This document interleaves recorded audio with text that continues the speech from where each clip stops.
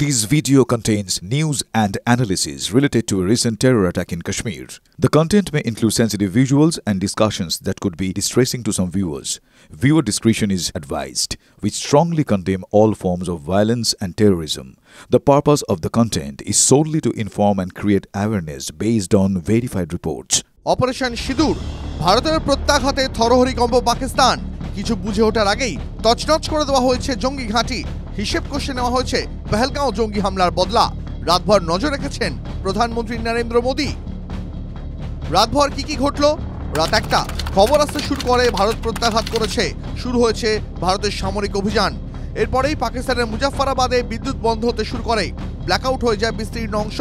প্রত্যক্ষদর্শীরা বলতে শুরু করেন পাহাড়ি এলাকায় বিস্ফোরণের শব্দ শোনা গেছে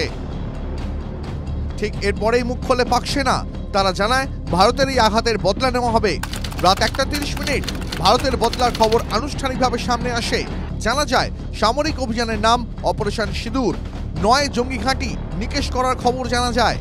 রাত 1:45 পাকিস্তানের ডন নিউজে প্রকাশিত রিপোর্টে বলা হয় পাকিস্তানের আইএসপিআর এর director general lieutenant general Ahmed Sharif Chaudhry জানিয়েছেন কোটলি বাওয়ালপুর মুজাফফরাবাদে বিস্ফোরণের শব্দ শোনা গেছে ভোর 4:13 জানা যায় একযোগে ভারতীয় সেনা নৌবাহিনী ও বায়ুসেনা অংশ নেয় এই অভিযানে ভোর 4:32 আমেরিকার জাতীয় নিরাপত্তা উপদেষ্টা কথা বললেন পাকিস্তানের এনএসএ ও আইএসআই প্রধান লেফটেন্যান্ট জেনারেল আসিফ মালিকের সঙ্গে